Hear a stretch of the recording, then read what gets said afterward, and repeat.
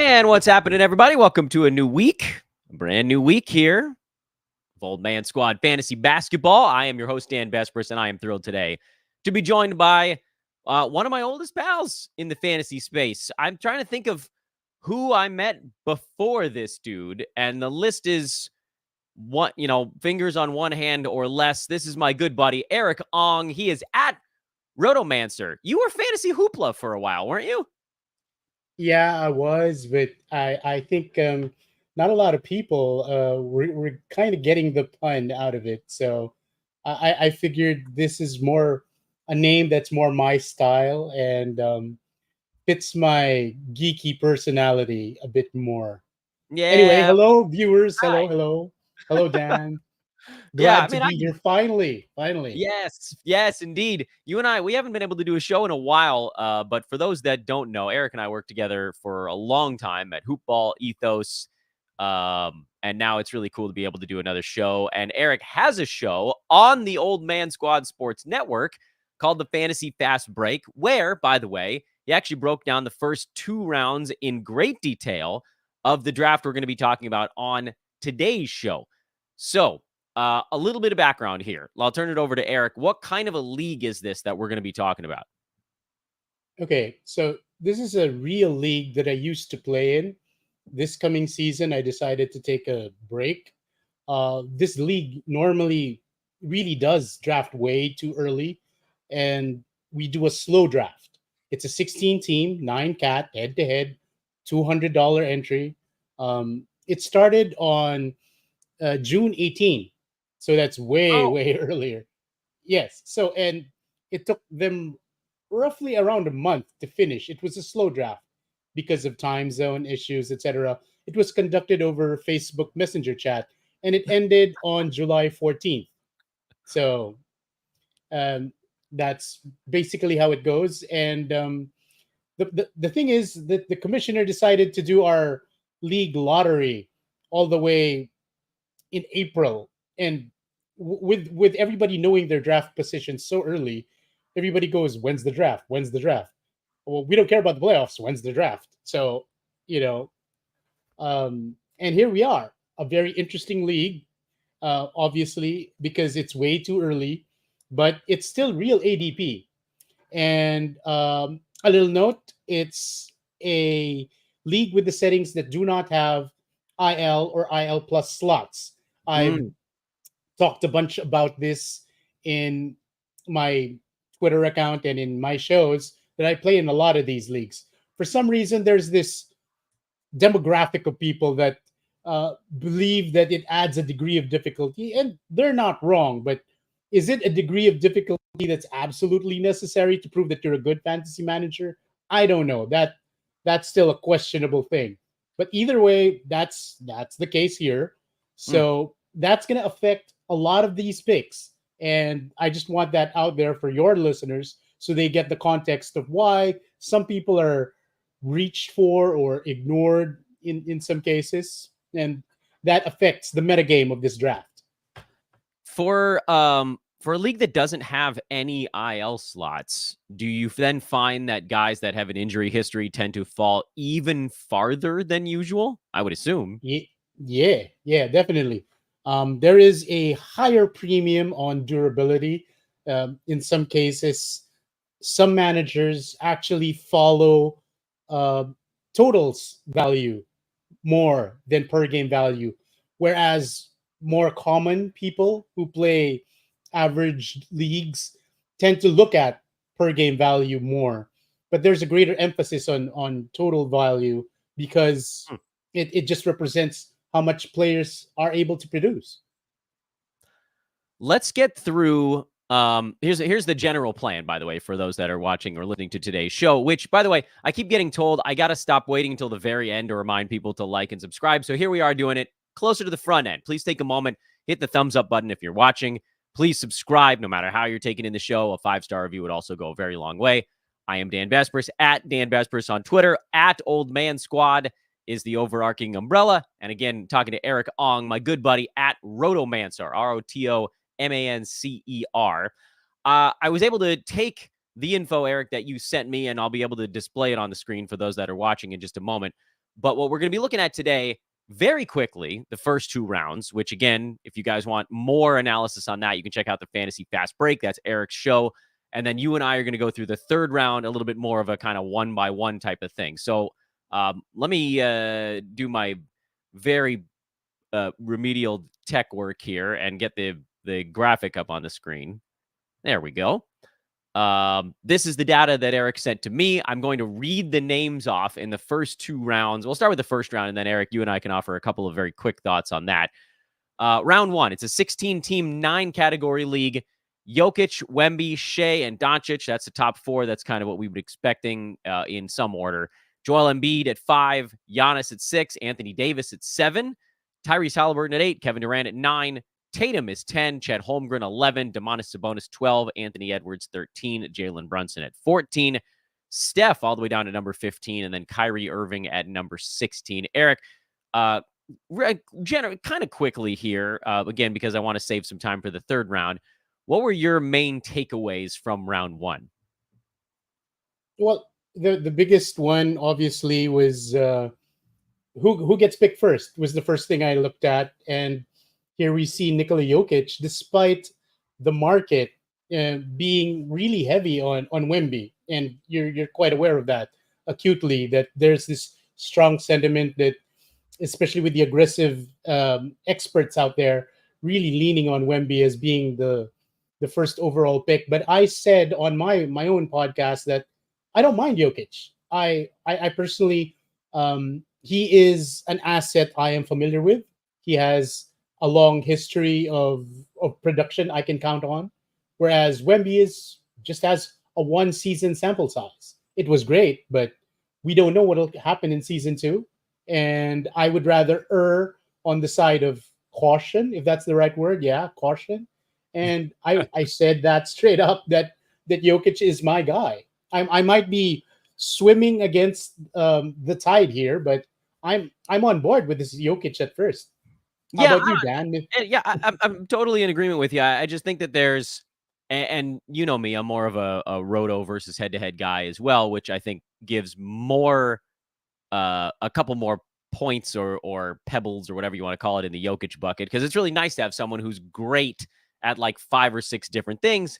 Not to take anything away from what Wemby does, but a lot of his value is tied up in the fact that he was blocking 4.5 shots a game the second half of the season. Rebounds were good. Scoring was fine, not overwhelming. The assists were fine, not overwhelming. Defensive stats were delightful. Percentages were meh. So, like, you're getting this awesome player, but like super awesome in 2.5 things, like beyond hyper elite in one. So, I don't want to take anything away from him. But with Jokic, you're looking at a guy who is so far above average in, again, more than half of the categories. And we just know how safe he is there. And I also think there may be a little bit of a chip on the shoulder in Denver after getting knocked out kind of early this playoff run. Just in terms of the names I read off, one of my big takeaways and one of the things I was wondering this year was how far Steph Curry would fall after having, by all accounts, a bit of a down year. He shot just 45%. The other stuff wasn't too far off of his career marks, but low steals and low field goal percent kind of held him back. And Steph finished at number 22 in 9-cat. Number 15, we're talking about, early parts of a second round in most 12-team leagues. If that's a spot, if that's a spot that I could find myself getting Steph in a draft this year, I think I'd be pretty inclined to do it. I'm also surprised, Eric, and maybe you can explain this to me. I would take Joel Embiid at 5 in a league where I have an IL slot, or Anthony Davis at 7 where you have an IL slot. I guess I kind of thought those guys might fall a little bit farther. Yeah, me too, actually. And that was one of the comments I had on my own show. I disagree. I expressed my disagreement with the choice of Joel Embiid being picked at fifth. I would have taken somebody else. Not entirely sure, actually, considering who went 5 and 6 and 7 here. But I don't know.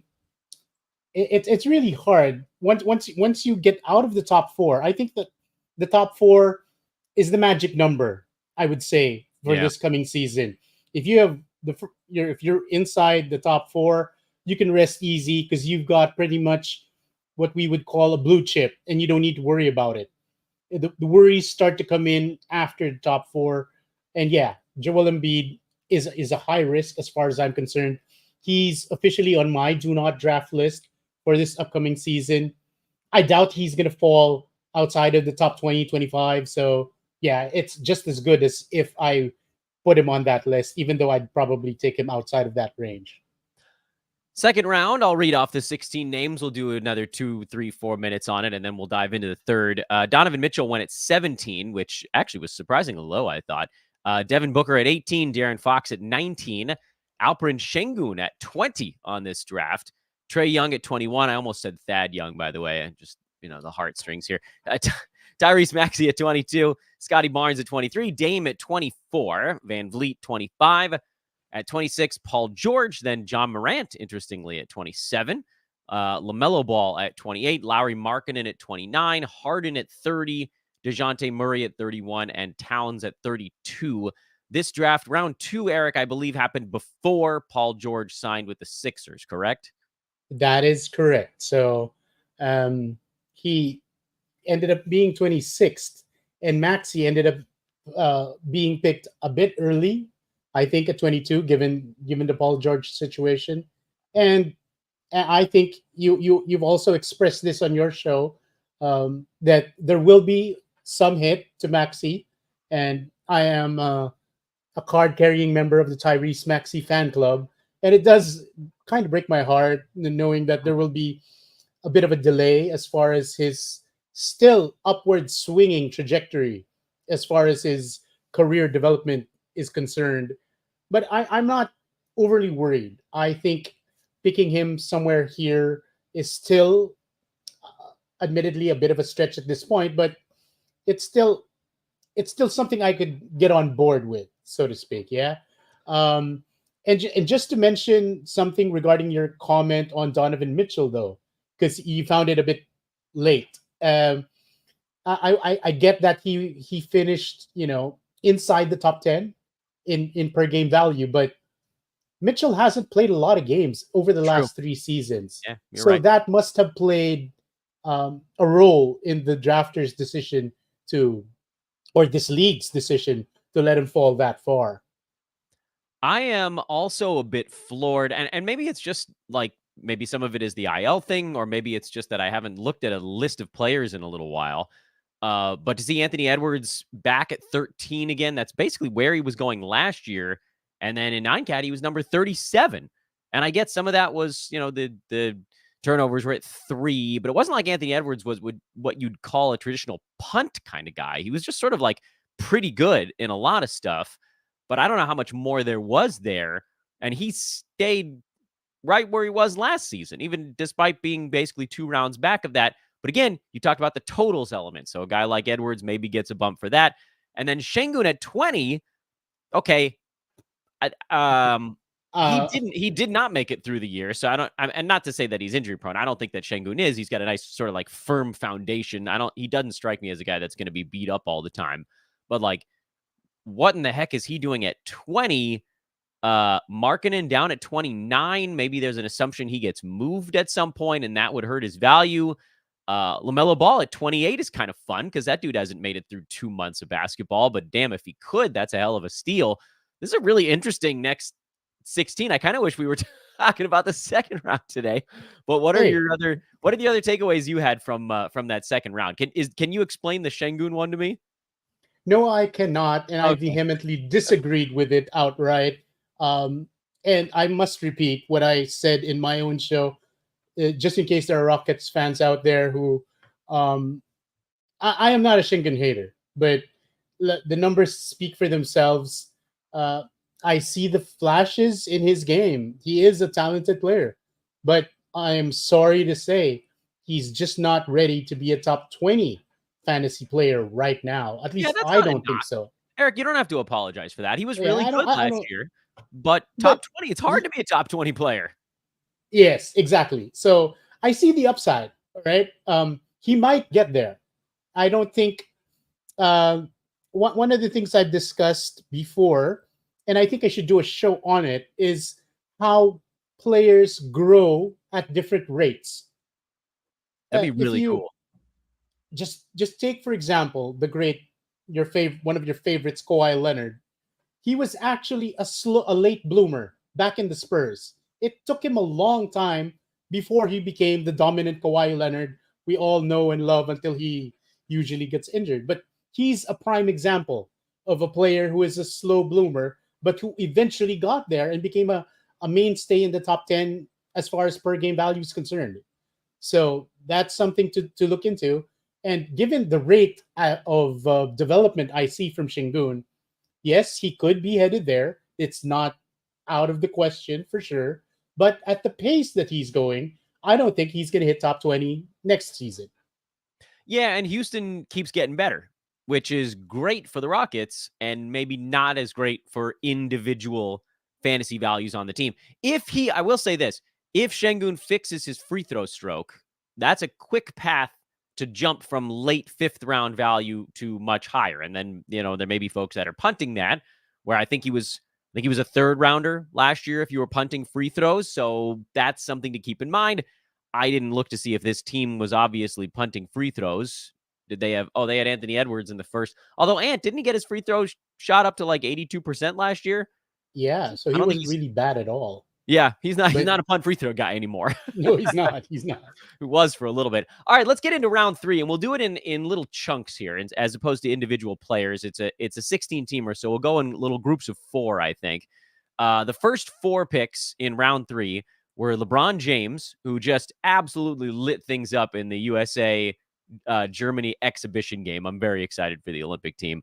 Jaren Jackson Jr. at 34, CJ McCollum at 35. You're gonna have to let me know if this was before or after the DeJounte Murray trade, and then Jamal Murray at pick 36. Eric, I'll go to you because I need an answer to that question. Did this draft happen before or after DeJounte to the Pelicans? Because McCollum at 35 after is pretty saucy. Well, no, it's before. It's before. Okay. And what as far as context for your listeners, viewers are concerned, um, from an expert's point of view, you will see that a lot of basis for these picks, with the exception of the random Shengun this early, will be the per game value rankings at end of season. Because at the end of the day, that's the only real data that these people have as far as rankings or estimations of who should be picked ahead of whom. And McCollum, I think, overperformed, to put it nicely, last season and ended up close to this number. Now, it's unfortunate that he was picked this early. I think that there's actually room for profit if he was picked much later. But that's the case. And I believe that played a role into his being picked this early. Yeah, I got to think. Do you think his value takes a hit with DeJounte Murray in town? All right. If you dig far back as his Portland days, he was pretty solid playing off ball alongside Damian Lillard. Now, if we're gonna have DeJounte Murray play primary point guard, CJ McCollum play off the ball, it might actually benefit him a little bit. Fine, the assists will go down, but at the end of the day, what brought CJ McCollum's value this high at the end of last season was an improvement in his field goal shooting. Now, if he's able to hold that somehow and maybe see lower turnovers thanks to the arrival of Murray, he might finish somewhere in the top 35 to 40 range still, albeit with a lower scoring output.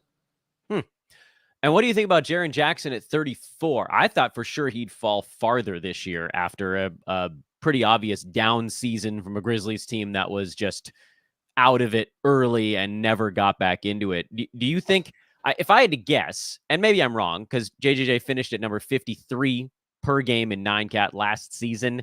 I know he was, a turn guy the year before. His blocks basically got cut in half, and that's mostly why his value fell off a cliff. I got to think he falls farther than this when we get to, September, October. Am I being, I don't know if it's pessimistic or optimistic. How am I being when it comes to JJJ? Is he, Well, I'm kind of hoping he can be a draft day steal for me at some point.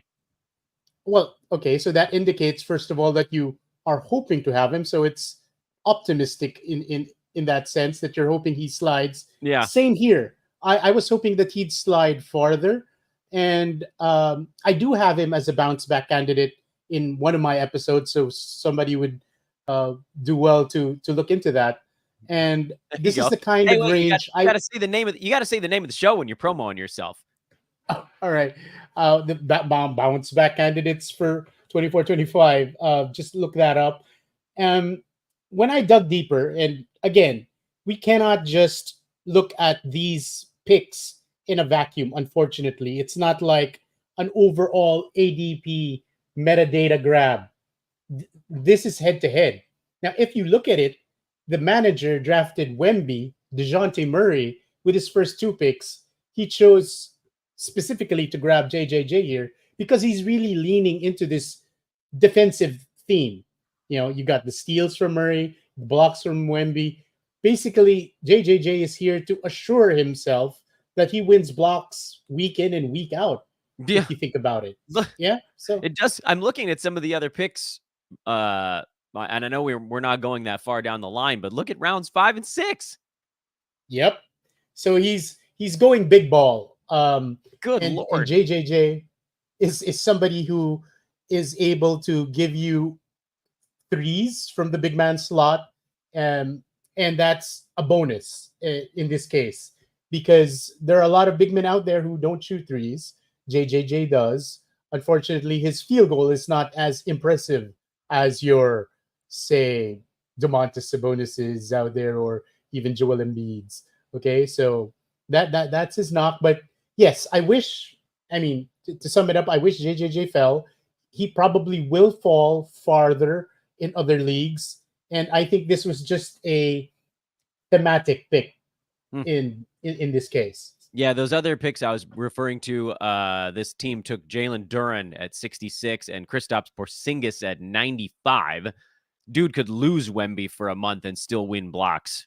Crazy. Um, my thoughts on those four: LeBron falling into the 30s is interesting, and it almost happened in some leagues last year. I think he ended up going around 25, and he outperformed it because the man is a cyborg. I have no idea how this is still happening. Uh, we all keep thinking it's going to be the last year of LeBron dominating fantasy sports, and then he just keeps rumbling along. So I think that's probably a relatively decent value there. JJJ at 34, we just talked about. I think you could probably get him a little later. I'm betting you can get McCollum later in a draft also. Even if you think he finishes here, I don't think you have to do it yet. And then Jamal Murray, I think, is actually another one that could be looking at a little bit of a bounce back year, mostly from a health standpoint. Kind of a classic year after a title kind of season for Jamal, where when he was healthy, he put up pretty good numbers, but it's hard for players to go through the finals and then have a good season the following year. It just the rate is just not quite as high. It's not like it always falls off a cliff, but it's a lot of strain on the body. Next four in round 3. We're doing it in 4 quarters here. Quarter number 2 at pick 37. This is a 16 team league draft. Got ahead of myself in the words there. Talking to Erik Ong at Rotomancer on Twitter. Kawhi Leonard at 37, Bam Adebayo at 38, Miles Turner at 39, and Desmond Bane at pick 40. I'll say this, Eric, none of the names in that quartet really jump out to me as all that crazy. In a league with no IL, you can understand why Kawhi is going so late. And then these other guys, kind of where I would have expected, at least within a stone's throw of it. Did anything jump out at you in that 4 spot? No, not really. Even though Kawhi is somebody I'm generally not interested in drafting in most of my leagues, I must admit that this, assuming I was in this draft, which I was in, this is the spot I probably would be the most comfortable rolling the dice on him and his lack of games played. Um, One thing I forgot to add at the beginning is that it's a two center league. So these guys are looking to fill two center slots. So seeing Adebayo, who I think finished a bit um, later than this in end of season rankings, is getting picked this early. But I'm liking what I see Adebayo in international play. I know that's not really necessarily a factor, but playing well internationally, like in the Olympics or World Cup or whatever, I believe has an impact, and I think it affected Anthony Edwards' game, for example. He spoke to that after playing, and he said it improved his game. So I believe that there is some positive impact over there. So Adebayo playing in the Olympics could only be good for him, assuming, of course, knock on wood, he doesn't get injured. I don't have much to add on this group. I think we can go to the next quarter and spend more time on some of those names. Pick 41 is DeMar DeRozan. This is, of course, before he ended up in Sacramento. Pascal Siakam at 42. Evan Mobley. No change of scenery for Evan, but a change in bank account as he just signed a 5-year, $269 million extension. Congratulations to Evan Mobley. That's a lot of money. He's at 43, and Paolo Banchero is at 44. I think you can just put an asterisk on DeRozan. This would have been a perfectly reasonable place for him if he was still on Chicago. But let's talk about him in his new spot in Sacktown. I'm assuming that he falls quite a bit in drafts. I think DeMar will probably have an ADP somewhere between 50 and 65 this year. Do you think I'm right or wrong? I think you're right, and Hey, I'll take it. I think that fall is fair, given that guys like De'Aaron Fox, Domantas Sabonis will be there. There will not be as much pressure on DeMar DeRozan to play like he did in Chicago. I mean, he was known for his clutch shots, but you're playing alongside the clutch player of the year in De'Aaron Fox. So when the game is on the line, who are you going to give the ball to? I guess it'll be up to Domantas Sabonis to decide when he kicks out the ball, right? Yeah, I was gonna So say who's coming off the dribble handoff there. yeah, pretty much. So Um, yeah, I I'm I, I I'm agree actually I that still think he could end up being a value. I feel like he could fall 2 rounds in drafts, and maybe he's gonna be 2 rounds worse in real life, but every year he beats his ADP by, like, 15 to 20 slots. Maybe it all just shifts backwards by 20. I agree, and that's exactly how I look at him because he had his bread and butter is his mid-range shooting efficiency. He he's solid from the field, solid from the line, has managed to improve his assists over the course of his later career. Steals, he I think he averaged almost a steal, if not a steal per game last year. Um, yeah, he's still not shooting threes, but we don't care because that's not part of his kit. But all those other stats, he does pretty well. And if this were Roto, okay, if this were Roto, I really wouldn't mind taking him at this spot because he's that much of a, I would even say a swing player when it comes to Roto because of his weight when it comes to those shooting percentages. What do you think about Banchero at 44? I assume this team has Uh, to be doing some kind of weird build. okay, I have nothing but face palm right now. I'm admittedly not a Banquero fan, not a Banquero believer, and am scratching my head why this. Okay, aside from Domantas Sabonis with his first round pick, he went weird forwards who are inefficient but know how to pass the ball in Banquero and sneak peek Julius Randle in round 4. So he's trying to go for a theme, I think, in points, boards, assists, And, and like, screw the percentages. I was Yeah. about to say, truly, other than Sabonis's field goal percent, and then Trae Young can hit free throws, but those two kind of cancel each other out. The next few are just train wreck percentage picks.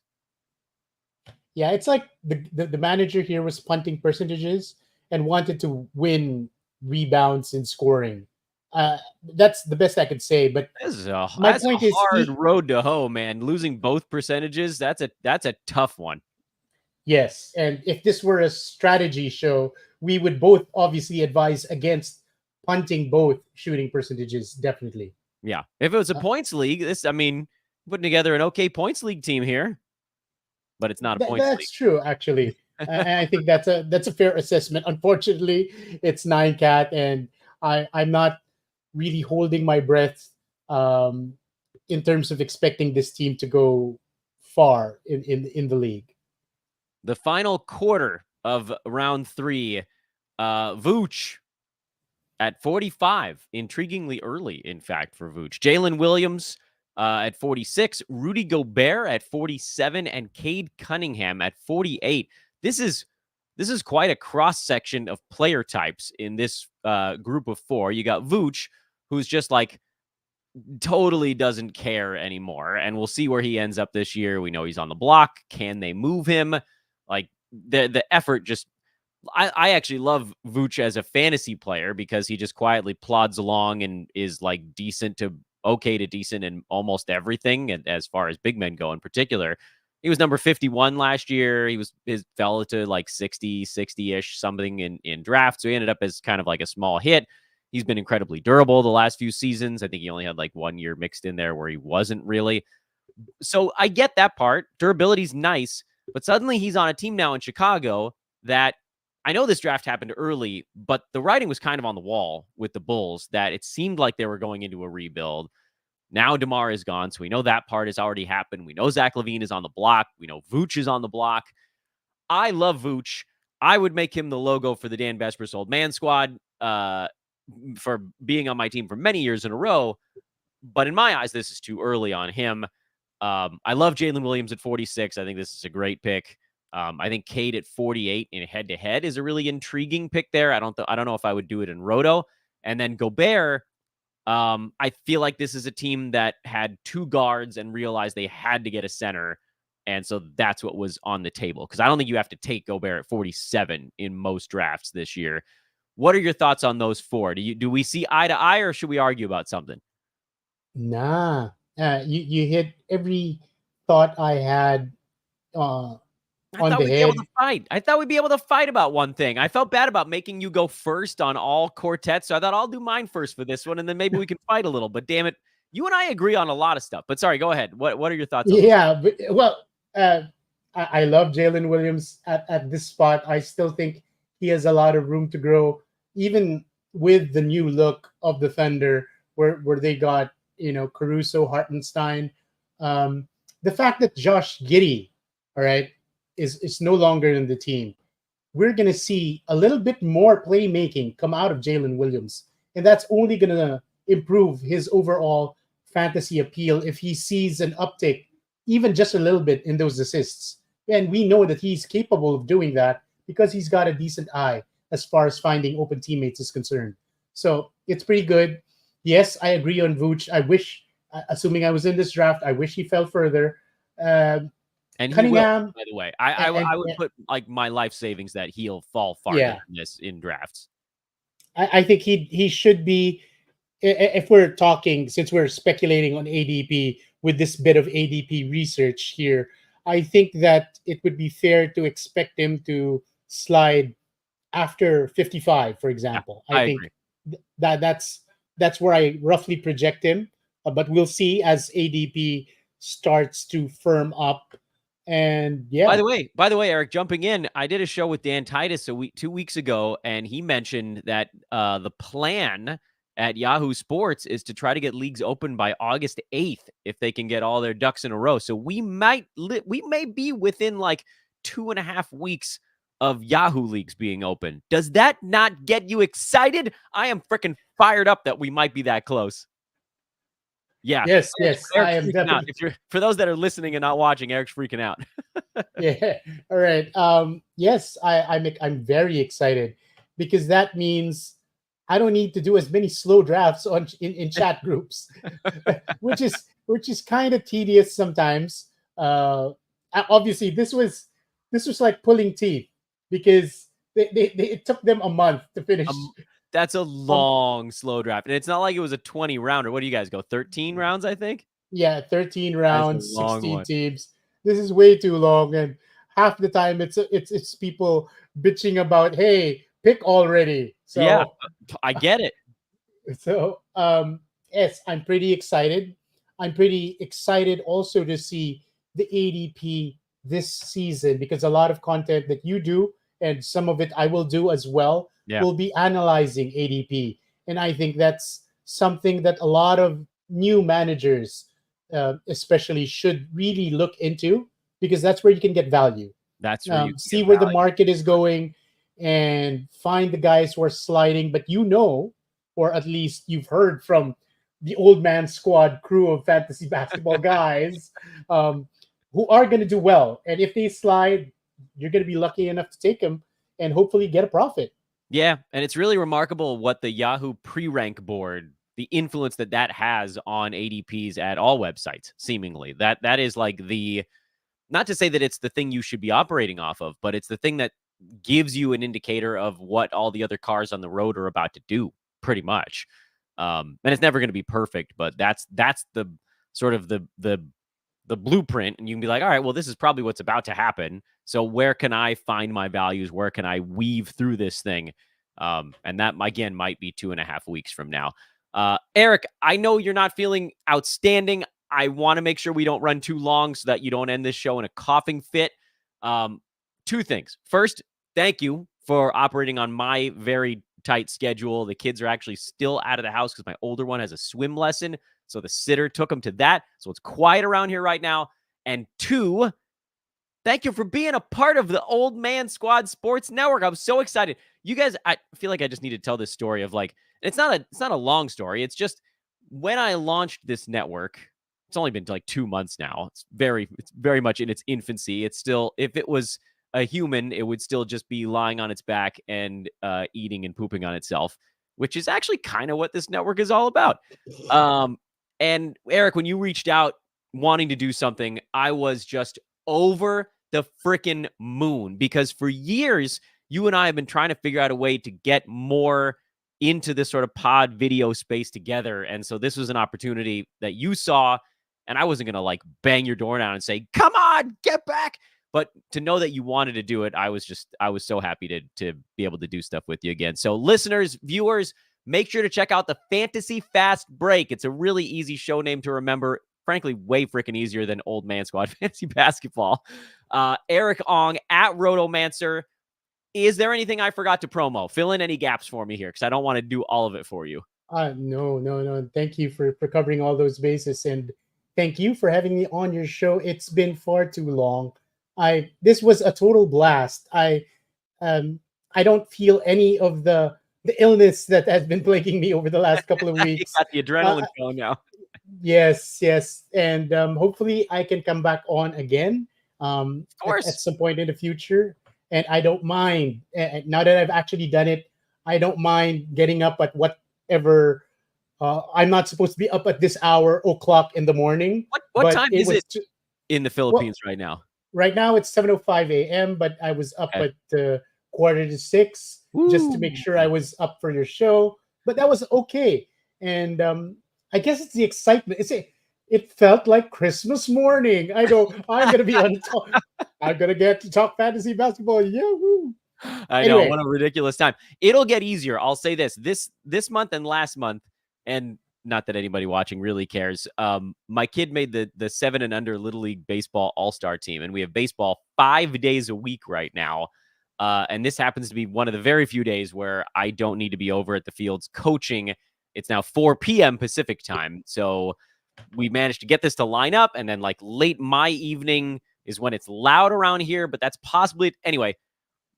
When baseball slows down, everyone can rest assured Erik and I will be doing more stuff.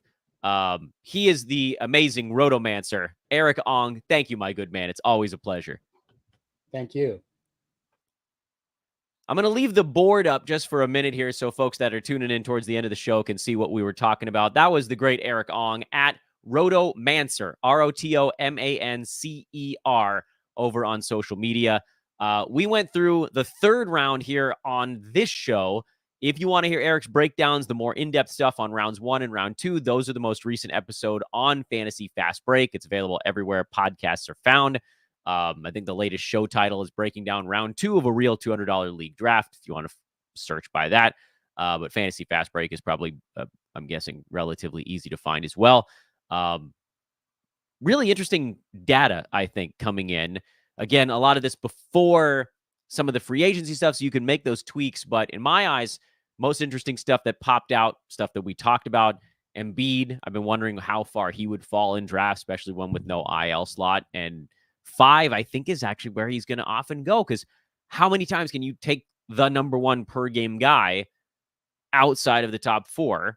And Joel has a damn good shot to be that guy this year. I was intrigued with Holmgren at 11. We didn't get to talk a ton about him. Edwards still being at roughly the turn. Jalen Brunson at 14, going ahead of Steph Curry, I thought was really interesting in this one as well. Second round, and again, I don't want to put too much stock in how far injured guys fall, but Donovan Mitchell, relatively injury prone at 17. Booker all the way down at 18. I would assume he goes earlier than that. Fox at 19. Does he take a hit with DeRozan in town? And then Dame all the way down at 24. Is this a year where we actually get a Damian Lillard value play in our hands? Because he was number 24 in what I thought was about as poor a season as he could have possibly had last year. Quick reminder here at the end of the show, again, to take a moment to hit that thumbs up. It's so easy if you're watching the show, and if you're listening after the fact, the subscribe button is going to go a long way towards our continued growth. It is very cool to see the show starting to really click in. The most listened to episodes on this show, 3 of the top 4 are from this month. And a lot of times it doesn't work that way. Usually it's some of the older stuff in the offseason because there's just more time for people to listen to it. But for instance, the show we just did with Rhett Bauer on Friday, I think is already like the 3rd most listened to episode of the podcast, which is freaking awesome. It means people are finally starting to find it. And I thank you for that. That's everything that you guys are doing with ratings and thumbs up and all that good stuff. So let's just keep that rumbling. And as we roll into the week, tomorrow we'll be talking to Robin Marks. That'll be at 11 a.m. Pacific time. We'll go live with that one on YouTube. And of course, it'll be available a few minutes after the fact on traditional pod channels. That'll be a Points League free agency retrospective. He is also a member of the Believe podcast network, which is very cool. Those guys have been an incredible partner for us. For me personally, actually, both at Sports Ethos and now here with Old Man Squad as well. One more big thank you to Erik Ong before we hit the road. I am going to clear off before loud voices invade my home. Thank you, everybody, for watching. We'll see you again tomorrow. So long for now.